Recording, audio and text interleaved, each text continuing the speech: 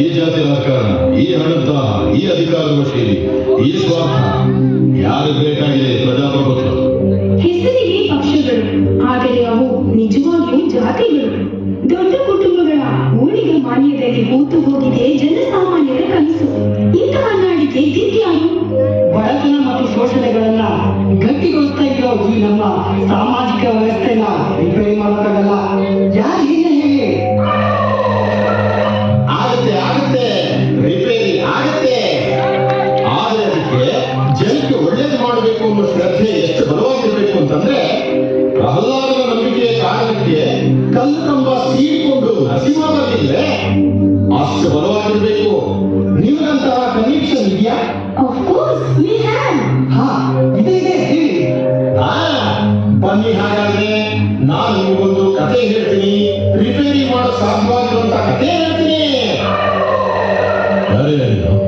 ಒಳ್ಳೆ ಟಿವಿ ಸಿನಿಮಾಗಳ ನೆಗೆದಿದ್ದು YouTube, WhatsApp, Twitter ಟರ್ಬಾನ್ ನಡೀತಿರುವಾಗ ಈ ಬಿರು ಬೇಸಿಗೆಯಲ್ಲಿ ಮುಂಗಾರು ಮಳೆ ತರ ಬಂದು ಈ ಸುಡೋ ಬಿಸಿಲಾಗಿ ನಿಂತ್ಕೊಂಡು ಕತೆ ಹೇಳ್ತೀನಿ ಅಂತ ಹೇಳ್ತಾ ಇದ್ದೇನೆ. ಯಾರು ನೀನು? ಅಲ್ಲ, ನೀನ್ ಯಾಕೆ ಮತ್ತೆ ಬಾಯಿ ಹಾಕಿದೆ? ಒಂದು ಕಾಲ ಇತ್ತು, ನನ್ನ ವೇಷ ನೋಡಿದ್ರೆ ನನ್ನ ಕಾಯಕ ತಿಳಿತಾ ಇತ್ತು. ಈಗ ಜ್ಞಾಪಕ ಕೂಡ ಇಲ್ಲ ಅಂತಾಯ್ತು. ಆಶ್ಚರ್ಯ ಏನಿಲ್ಲ ಬಿಡಿ, ತಂದೆ ತಾಯಿಗೂ ಮರೆತ ಕಾಲ ಇತ್ತು. ಅಪ್ಪ, ಹಾಡು ಪಾಡೆ ನನ್ನ ಗುರುತಪ್ಪ.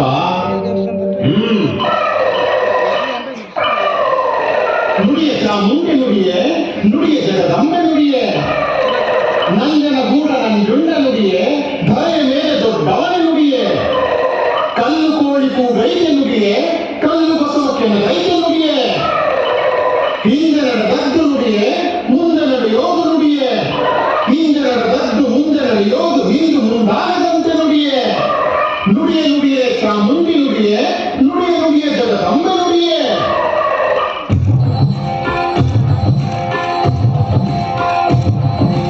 ನುಡಿಯ ನುಡಿಯ ಚಾಮುಂಡಿ ನುಡಿಯೇ, ನುಡಿಯ ನುಡಿಯ ಜಗದಂಬೆ ನುಡಿಯೇ,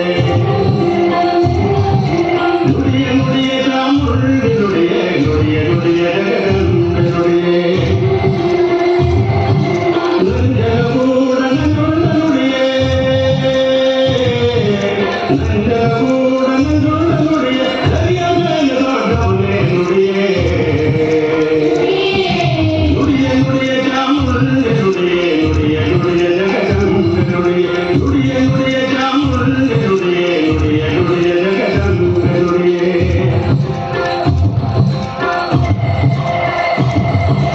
ಕಲ್ಲು ಕೋಳಿ ಕೂಗೈತೆ ನುಡಿಯೇ, ಕಲ್ಲು ಕೋಳಿ ಕೂಗೈತೆ ನುಡಿಯೇ, ಕಲ್ಲು ಬಸವ ಕೆಂದೈತೆ ನುಡಿಯೇ, ಕಲ್ಲು ಕೋಳಿ ಕೂಗೈತೆ ನುಡಿಯೇ, ಕಲ್ಲು ಬಸವ ಕೆಂದೈತೆ ನುಡಿಯೇ, ಹಿಂದೆ ನಡೆದದ್ದು ಮುಂದೆ ನಡೆಯುವುದು, ಇನ್ನು ಮುಂದಾಗದಂತೆ ನುಡಿಯೇ.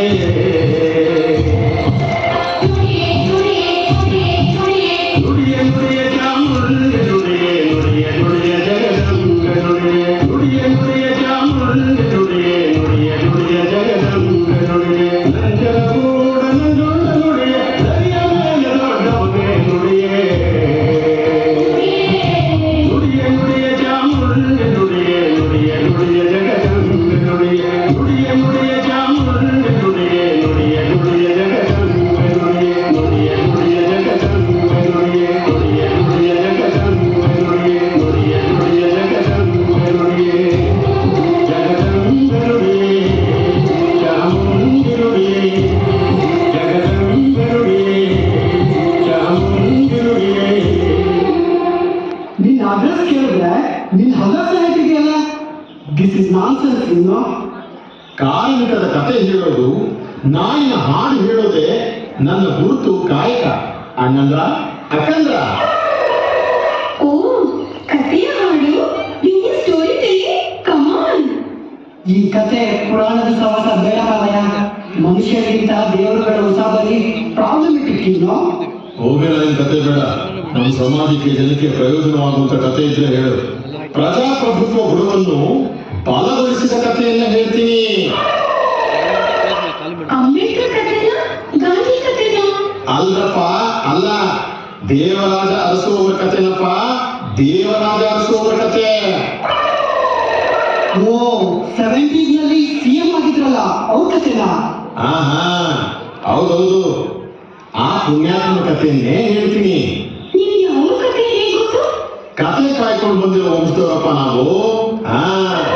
ದೇವರಾಜರಸು ವಂಶದ ಕಥೆಯನ್ನು ಕೂಡ ನಮ್ಮ ಪೂರ್ವಿಕರೇ ಕಾಯ್ಕೊಂಡು ಬಂದಿದ್ದಾರೆ. ಅವರೆಲ್ಲ ಕಾಪಾಡ್ಕೊಂಡು ಬಂದಿರೋ ಕಥೆಯನ್ನ ನಾನೀಗ ನಿಮ್ಗೆ ಹೇಳ್ತೀನಿ. ಏನೋ ಸರಿ, ಹೇಳಿ ನೋಡೋಣ. ಚೆನ್ನಾಗಿದ್ದೆ ಹೋದ್ರೆ ನಾನು ಸನ್ನೆ ಮಾಡ್ತೀನಿ. ತಕ್ಷಣ ನಿಲ್ಲಿಸ್ಬೇಕು. ಸರಿ, ಹಾಗಾದ್ರೆ ಮೊದಲಿಂದಲೇ ಶುರು ಮಾಡ್ತೀನಿ. ಆಗ ಮೊದಲನೇ ಮಹಾಯುದ್ಧ ನಡೀತಾ ಇತ್ತು. 1918 ಆಗಸ್ಟ್ 20ನೇ ತಾರೀಕು ಪಿರಿಯಾಪಟ್ಟಣ ತಾಲೂಕಿನ ಬೆಟ್ಟದ ತುಂಗ ಗ್ರಾಮದ ತುಂಗರಸು ವಂಶದ ದೇವರಾಜ ಹಾಗೂ ಮಂಗರಸನ ವಂಶದ ಶ್ರೀಮತಿ ದೇವಿರಮ್ಮಣ್ಣಿ ಎಂಬ ದಂಪತಿಗಳ ಮಗನಾಗಿ ಹುಟ್ಟಿ ಬಂದ ಕೂಸಿಗೆ ಅಪ್ಪ ಅಮ್ಮ ಇಟ್ಟ ಹೆಸರು ದೇವರಾಜ ಅರಸು. ಅಪ್ಪನ ಹೆಸರು ದೇವರಾಜ, ಮಗನ ಹೆಸರು ದೇವರಾಜ. ರಾಜ ಕುಟುಂಬದ ಕುಡಿಯಾದರೂ ಹುಟ್ಟಿದ್ದು ಬೆಳೆದದ್ದು ಮಣ್ಣಿನ ಮಗನಾಗಿ, ಹಳ್ಳಿಯ ಹೈದನಾಗಿ ಬೆಳೆದು ಜನರ ಕಣ್ಣೀರಿಗೆ ತಡೆ ಹಾಕಿದ ಪುಣ್ಯಾತ್ಮನ ಕತೆ ಹೇಗಿತ್ತು ಅಂದ್ರೆ,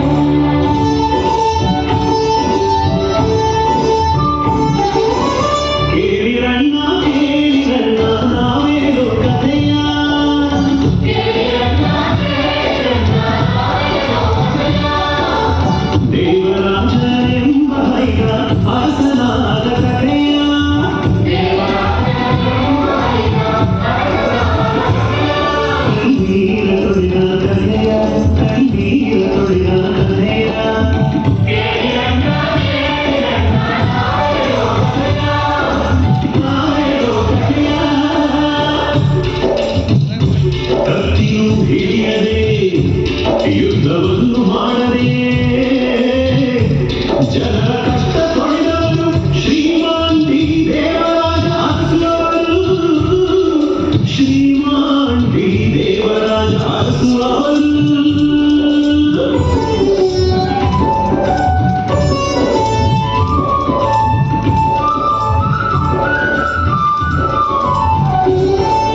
ಕತ್ತಿಯ ಹಿಡಿಯಲಿಲ್ಲ,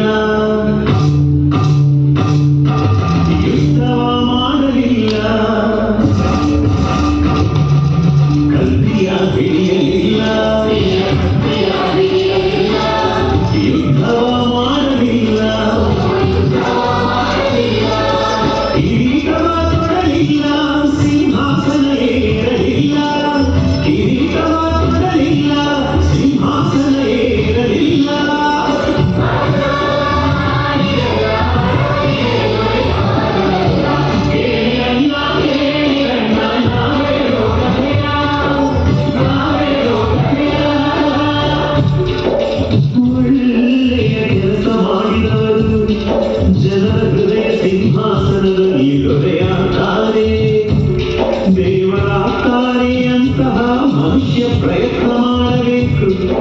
ಇಂತಹ ಕೆಲಸ ಮಾಡೋರು ದೇವಲೋಕದಿಂದ ಇಳಿದು ಬರಬೇಕಿಲ್ಲ. ಸಾಮಾನ್ಯರಲ್ಲಿ ಸಾಮಾನ್ಯರಾಗಿ ಬದುಕಿ ಬೆಳೆದವರು ನಮ್ಮ ಅರಸರಪ್ಪ.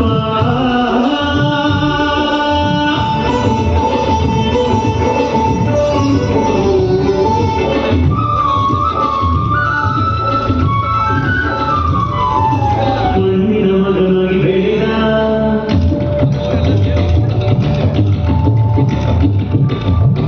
ನೇಗಿಲ ಕೊಡುವಾಗಿ